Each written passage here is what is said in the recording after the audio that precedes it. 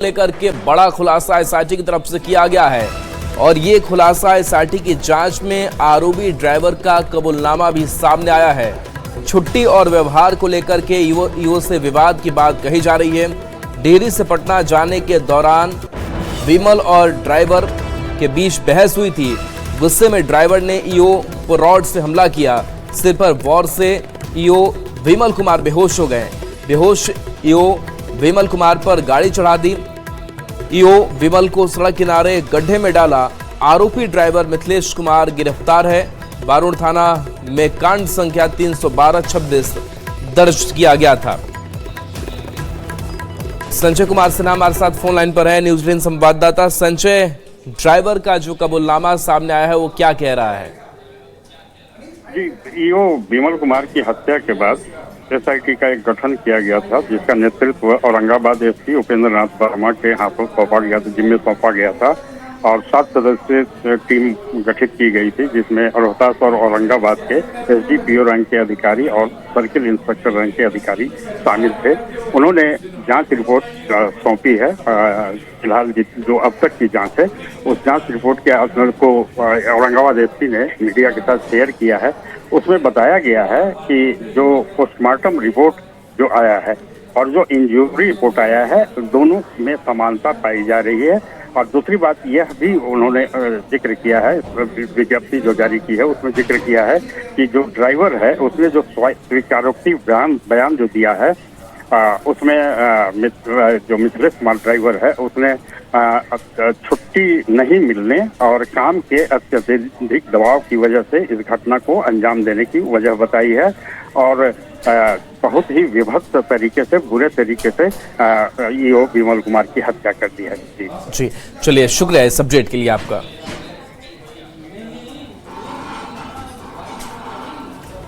और देखिए, इस बीच मुंगेर से बड़ी खबर है, जहां पर एक्शन देखने को मिला है, छापेमारी की गई है। बताया जा रहा है कि जॉलीवुड म्यूजिक कंपनी पर ईडी ने छापेमारी की है। कंपनी के निदेशक के ठिकानों पर छापेमारी की गई है। लोगों से करोड़ों रुपए ठगी करने के मामले में छापेमारी हुई है। साल 2024 में केस दर्ज किया गया था। मुंगेर के जमालपुर के कई ठिकानों पर यह रेड की गई है। तो जॉलीवुड म्यूजिक कंपनी पर ईडी ने छापेमारी की है। अरुण शर्मा फोन लाइन पर है। अरुण, क्या अपडेट है ईडी की छापेमारी को लेकर?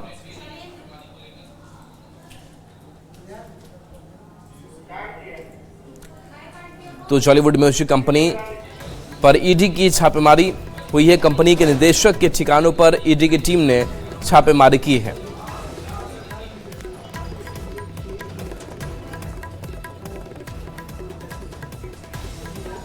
तो मुंगेर से ये बड़ी खबर, जहां जॉलीवुड म्यूजिक कंपनी पर ईडी की छापेमारी हुई है। कंपनी के निदेशक के ठिकानों पर यह छापेमारी की गई है। बता दें कि साल 2024 में ये केस दर्ज हुआ था, जिसमें लोगों से करोड़ों रुपए की ठगी करने का आरोप कंपनी के निदेशक पर लगा था। मुंगेर के जमालपुर के कई ठिकानों पर रेड की गई है।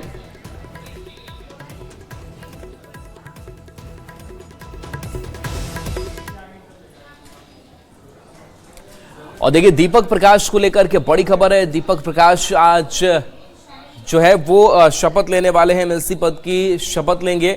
बता दें कि शाम 5 बजे शपथ ग्रहण समारोह रखा गया है। दीपक प्रकाश को राज्यपाल ने एमएलसी के तौर पर मनोनीत किया है।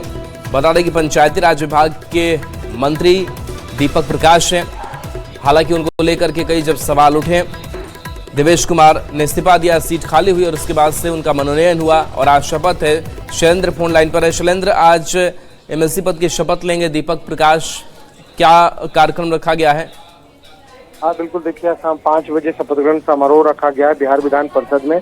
यहाँ पर दीपक प्रकाश बिहार विधान परिषद के सदस्य के रूप में शपथ लेंगे और एक कहीं न कहीं कहा जा सकता है कि जिस तरीके से दीपक प्रकाश को लेकर के सियासी गलियारे में चर्चा थी कि आखिर अब उनका क्या होगा, तो चलिए, बिल्कुल, बहुत बहुत शुक्रिया शैलेंद्र इस अपडेट के लिए आपका। सीएम हेमंत सोरेन बोल रहे हैं सदन की कार्यवाही में, आपको लिए चलते हैं।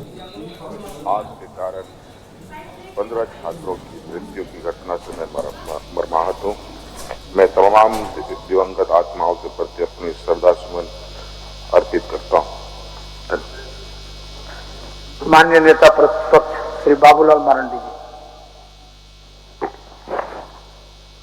माननीय अध्यक्ष महोदय, विगत सत्र से अब तक की अवधि में हमारे बीच से कई एक राजनेता, कलाकार, समाजसेवी, साहित्यकार, खिलाड़ी और आम नागरिक गुजर गए। इनमें से जो हम सब लोगों से काफी करीब रहे, माधवलाल जी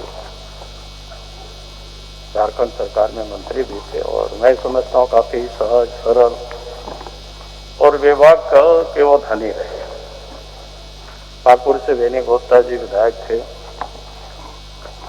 उनके भी सहजता, सरलता, सादगी हम सब लोगों के लिए यानी पूरे झारखंड वासियों के लिए एक प्रकार से वो भी अपनी अमिट छाप छोड़ गए हम सब लोगों के बीच। सुभाष कश्यप जी संविधान विशेषज्ञों में से माने जाते हैं।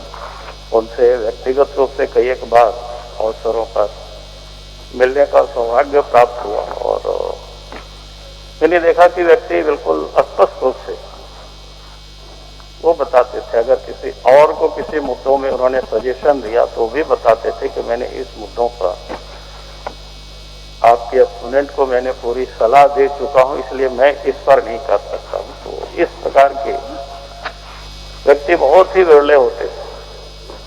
तो इस प्रकार के इस शोक प्रस्ताव में आपके ओर से जो आया है, इसका मैं अपनी ओर से, पार्टी की ओर से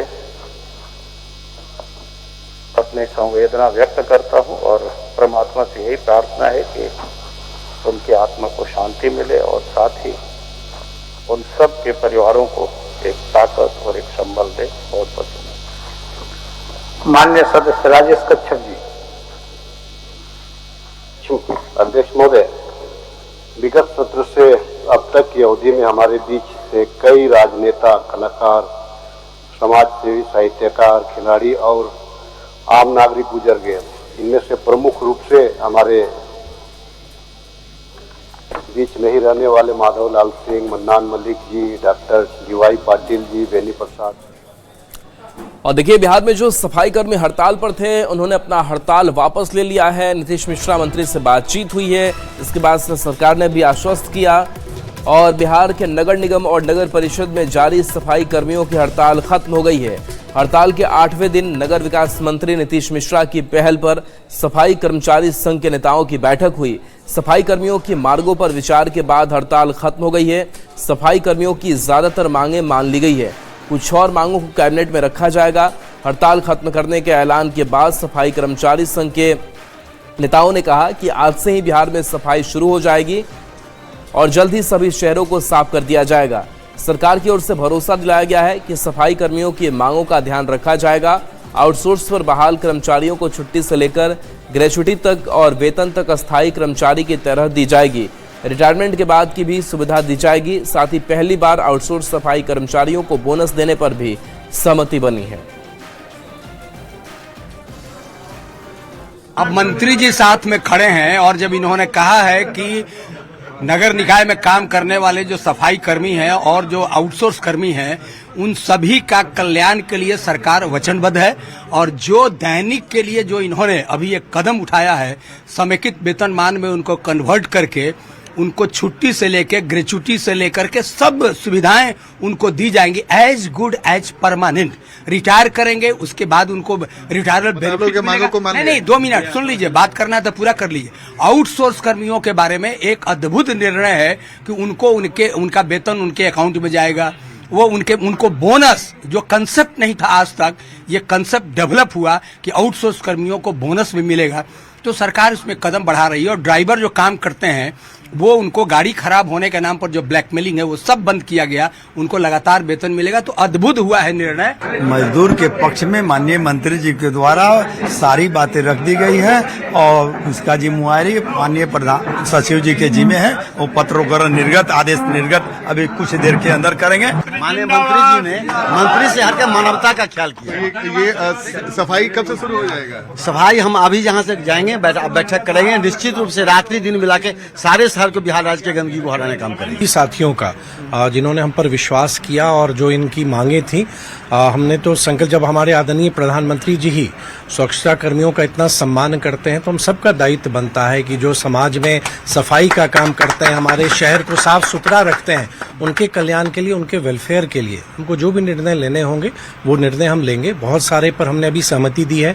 कुछ निर्णयों के लिए एक समिति बनाने का भी निर्णय लिया है। कुछ निर्णयों के लिए हमें राज्य मंत्री परिषद की भी स्वीकृति की आवश्यकता पड़ेगी। तो एक विश्वास इन्होंने हम पर किया है और मेरी भी ये कोशिश होगी कि जो विश्वास इन कर्मियों ने हम पर किया है उस विश्वास को हम जमीन पर उतारें। इतना मुझको विश्वास के लिए हम सब के प्रति हम आभार व्यक्त करते हैं।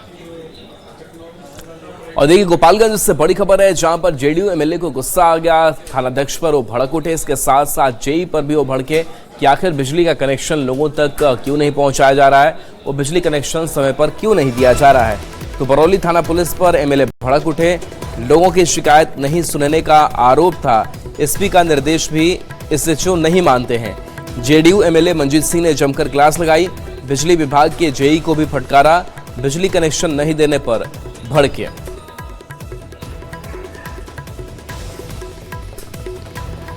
तो जेडीयू एमएलए को गुस्सा आया है। बरौली थाना पुलिस पर एमएलए भड़क उठे। लोगों की शिकायत नहीं सुनने का आरोप एसएचओ पर लगा है और कहा जाता है कि एसपी के भी निर्देश को एसएचओ साहब नहीं मानते और इसी शिकायत को लेकर के जेडीयू एमएलए मंजीत सिंह ने जमकर फटकार लगाई। आप क्या न्याय प्रक्रिया में आपकी विश्वास नहीं है? क्या आप लोगों को न्याय देने में सक्षम नहीं है? और हमारे गांव का अगर मैटर यह 1.5 महीने से पड़ा रहे, सहयोग शिविर में मामला है, सहयोग शिविर में भी आपके इस आवेदन का उत्तर प्राप्त नहीं है। आपके आवेदन का उत्तर कम से कम प्राप्त होना चाहिए, तब ना हम समझेंगे कि आपने कोई कार्रवाई की है। ये तो ऑनलाइन आवेदन है, ऑनलाइन पिटीशन है और जिन्होंने FIR दिया, आपने FIR नहीं किया। पुलिस अधीक्षक को ये चिट्ठी दी गई, उनका भी आदेश आपके थाने तक पहुंचा और पुलिस अधीक्षक के आवेदन का भी ओवरलुक होता है थाना के अंदर। बीच अगर लाइट जलाता है हमारा कोई भुगता, आप जाते हैं, छापामारी करते हैं, आप FIR करते हैं उसके ऊपर, लेकिन आपको कैबिनेट का निर्णय है ना 7 दिन के अंदर और 15 दिन के अंदर शहरी क्षेत्र में और देहाती क्षेत्र में। हम लोग अनपढ़ विधायक हैं, हम सरकार के कैबिनेट के निर्णय को हम नहीं जानते हैं और ये हमारी सरकार है और हमारे सरकार का आप लोग कब्र खोद रहे हैं जनता का काम नहीं करके। अभी तक सर 2020 से लेकर अभी तक काम नहीं चला। कनेक्शन के लिए हम गांव में दिए हुए, आपके स्कूटी को फोन करना, SDO को फोन करना, सर वहाँ जानते हैं कानून के ऊपर हो गए। आप कानून के कैबिनेट के निर्णय के ऊपर। और देखिए, पटना से बड़ी खबर है जहां ट्रक और ऑटो के बीच टक्कर हुई है। ऑटो में सवार मां बेटे की मौत हो गई है। परिवार के 3 सदस्य गंभीर रूप से घायल हैं। प्राथमिक इलाज के बाद TMCH रेफर किया गया है। गौरीचक के जमालपुर के सुलेखा देवी थी। पचरुखिया के सैदनपुर गांव के पास से हादसा हुआ है। तो बड़ी खबर पटना से, जहां ट्रक और ऑटो के बीच टक्कर हुई है। हादसे में ऑटो सवार मां बेटे की मौत हो गई है।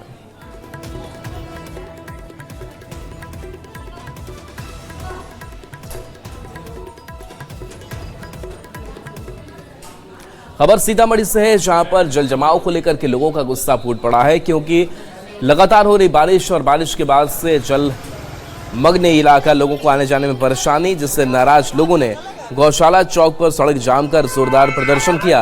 प्रदर्शनकारियों ने शहर की जल निकासी व्यवस्था के लिए मंजूर करीब 105 करोड़ रुपए के इस्तेमाल पर सवाल उठाते हुए पूरे मामले की जांच की मांग की। सड़क जाम के कारण मुख्य मार्ग पर वाहनों की लंबी कतार लग गई और एम्बुलेंस से लेकर स्कूली बच्चे तक जाम में फंस गए। जानकारी मिलने पर पहुंची पुलिस और प्रशासन ने लोगों को समझाकर जाम खत्म कराया, लेकिन प्रदर्शनकारियों ने साफ चेतावनी दी कि यदि जलजमाव की समस्या का स्थायी समाधान नहीं हुआ तो आंदोलन और तेज किया जाएगा।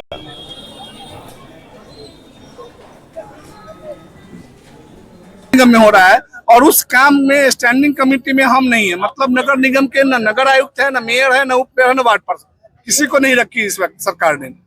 वो जो उसका नोडल ऑफिसर है वो कलेक्टर साहब है, वो समझ रहे हैं। हम लोगों की इसमें कोई भूमिका नहीं। हमारी भूमिका होती है हम जूता मार के काम करा लेंगे किसी को भी। क्या कारण था आप लोगों को हटा देने? बस है ही नहीं, कारण तो कुछ है ही नहीं। कारण हमें भी जानकारी दीजिए ना, क्या कारण है। निगम क्षेत्र में हो रहा है, आप लोगों ने अरे बुडको जो है नगर विकास का इकाई है, नगर विकास उसमें कलेक्टर साहब को जोड़े हुए है।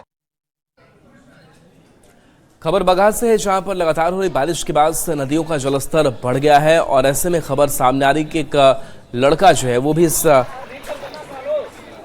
बाढ़ में बह गया, डूब गया इस नदी में, जिसके शव की तलाश चल रही है। वहीं नौरंगिया दोन पंचायत के सिंघा दहवा और जमुनिया टोला में पहाड़ी नदी का पानी गांव में घुसकर तबाही मचा रहा है। पश्चिम चंपारण के दो पंचायतों के 22 गांव पहाड़ी नदियों के उफान के बाद संपर्क मुख्यालय से टूट गया है। इस बीच जरूरतमंद लोग अपनी जान जोखिम में डालकर नदी पार करने को मजबूर है, जिससे आए दिन घटनाएं हो रही हैं।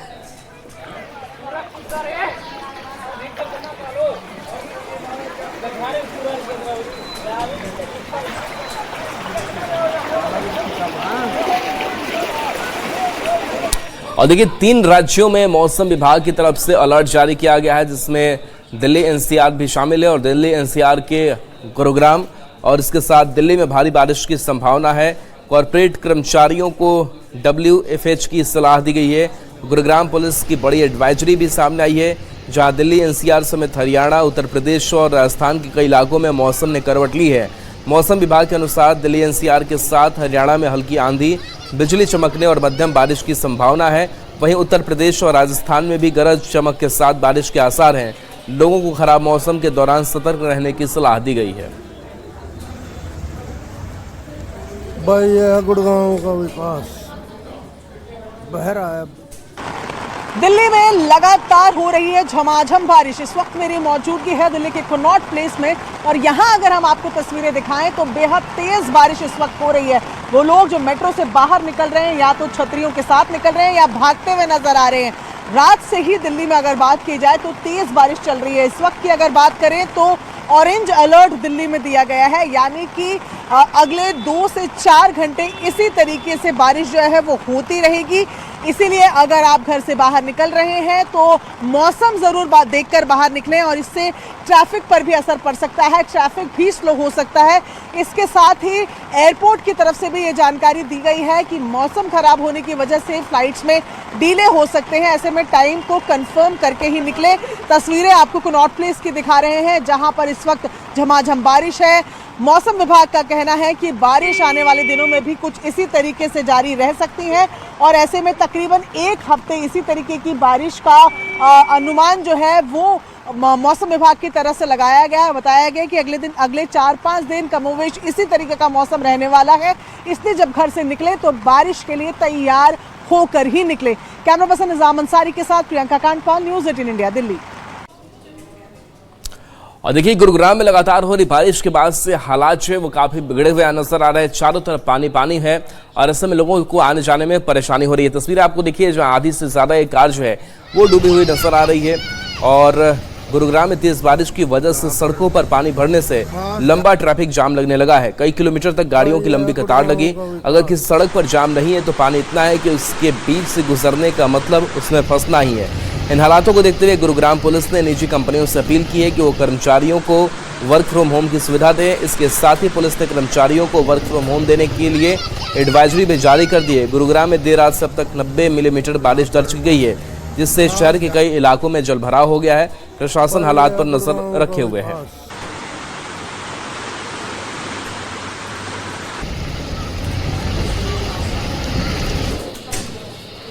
और देखिए, पटना में मेट्रो निर्माण को लेकर के बताया जा रहा है कुछ जो रूट है वहां पर आवागमन फिलहाल बाधित कर रखा गया है। और ये तस्वीर आपको दिखा रहे हैं, जहां पटना से लेकर पचरुपी हनुमान मंदिर तक के एक लेन को बंद कर दिया गया है। इसके कारण सुबह से ही वाहनों की लंबी कतारें नजर आ रही हैं। जाम से लोग परेशान हैं। एक लाइन में ही आने और जाने की सुविधा बहाल की गई है। जायजा लिया है संवाददाता विनीता मिश्रा ने।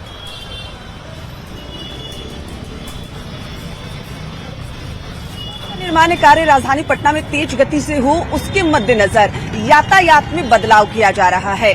नेहरू पथ का एक लेन का कुछ हिस्सा आज से बंद कर दिया गया है और इस बदलाव के कारण सुबह से ही वाहनों की लंबी कतारें नेहरू पथ में नजर आ रही है। यहाँ देख सकते हैं कि पटना जू से लेकर पंचरूपी हनुमान मंदिर तक नेहरू पथ का जो एक लेन है वो बंद कर दिया गया है और जो एक तरफ की सड़कें हैं जिससे लोग जाते हैं उसी में आने और जाने दोनों की सुविधा दे दी गई है। और यही वजह है कि यहाँ पटना जू से लेकर पंचरूपी हनुमान मंदिर तक सिर्फ और सिर्फ जाम ही जाम नजर आ रहा है। और सुबह से ही जो तस्वीर है पटना में ऐसी नजर आ रही है, दूर दूर तक वाहनों की लंबी कतारें नजर आ रही है। हालांकि ट्रैफिक पुलिस मौजूद है, लेकिन सड़कों की जो साइज है वो छोटी होने के कारण, यानी एक लेन में ही आने और जाने दोनों की सुविधा बहाल होने के कारण वाहनों की लंबी कतारें लग गई है। और ये देखिए, जो नेहरू पथ है यहाँ पर एक लेन पूरी तरीके से बंद हो गया है ताकि मेट्रो का निर्माण कार्य तेज गति से किया जा सके। और बहुत पहले से ही ये खबर सामने आ रही थी कि नेहरू पथ का एक लेन बंद होगा।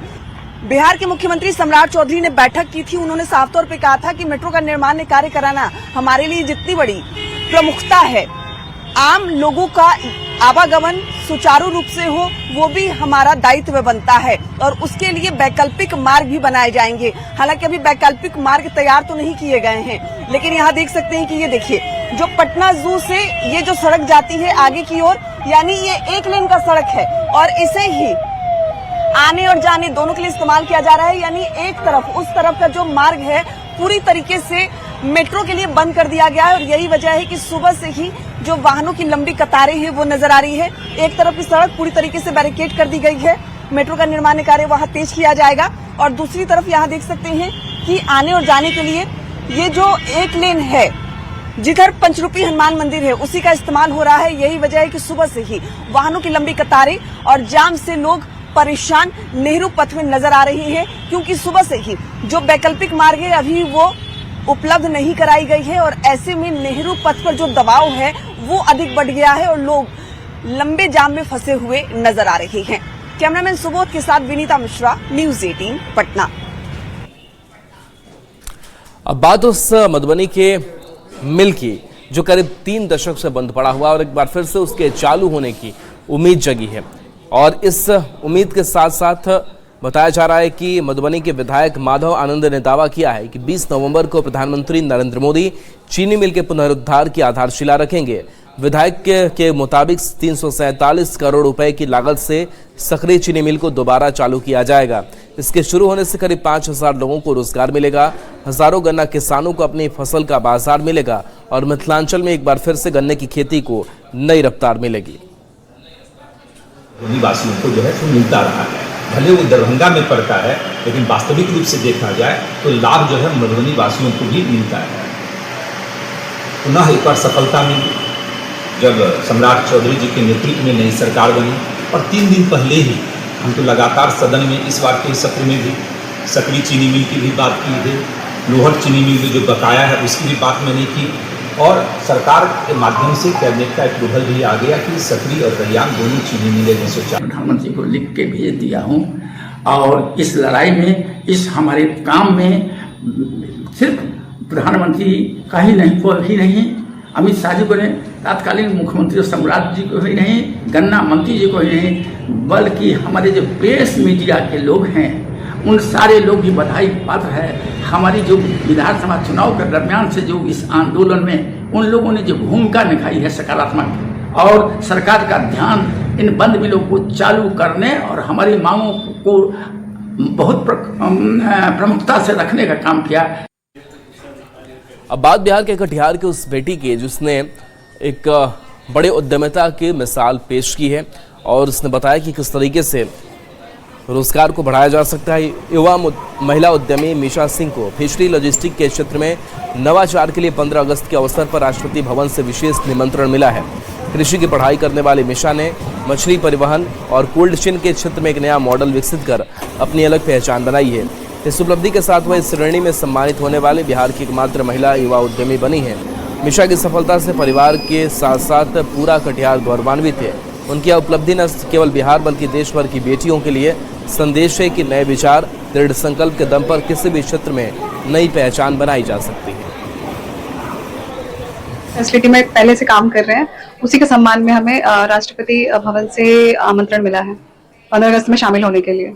क्या ये एक अलग क्षेत्र है, फिशरी ट्रांसपोर्ट जो आप बात बता रहे हैं, ये कैसे सोच आया और क्या है पूरा जो आपका जो ड्रॉबैक प्लान जो है, पूरा प्लान क्या है? मतलब कॉलेज टाइम से मुझे इस फील्ड में काफी इंटरेस्ट था और ये एक तरह का गैप भी है हमारे यहाँ, तो इसलिए मैंने ये बिजनेस स्टार्ट किया। ये बिजनेस मैं 2 साल से कर रही हूँ। बहुत ज्यादा हम खुश हैं कि हम बता भी नहीं सकते हैं, इतना खुश हैं कि ऐसा बेटी सबके देवे भगवान। सोचे थे बेटी इतना बड़ा नाम, इतना बड़ा मुकाम दिला देगा इसमें? सोचे तो नहीं थे, मतलब देने वाला सबको वही ऊपर वाले परमात्मा है।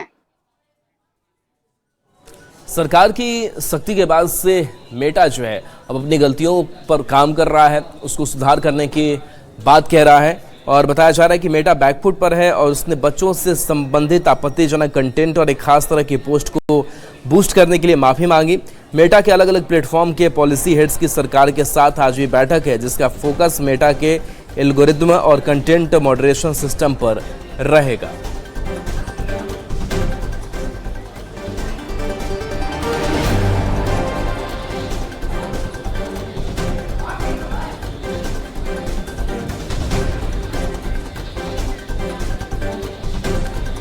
और देखिए 15 अगस्त नज़दीक है और ऐसे में 15 अगस्त को देखते हुए जो हाई अलर्ट है वो भी रखा गया है। दिल्ली में 15 अगस्त से पहले हाई अलर्ट रखा गया है, तो पुलिस मुख्यालय में हाई लेवल बैठक भी की गई है, जहां पर आतंकी खतरों को देखते हुए ये बैठक की गई है। इसके साथ साथ बता दें कि बैठक को दिल्ली पुलिस कमिश्नर अनुराग कुमार ने लीड किया, जिसमें दिल्ली, हरियाणा, उत्तर प्रदेश, पंजाब, राजस्थान, उत्तराखंड, बिहार, मध्य प्रदेश, हिमाचल प्रदेश, झारखंड, जम्मू कश्मीर और चंडीगढ़ समेत कई राज्यों के खुफिया एजेंसियों के अधिकारी शामिल हुए। दिल्ली पुलिस मुख्यालय में चली इस बैठक में आतंकवाद से निपटने की रणनीति पर चर्चा हुई।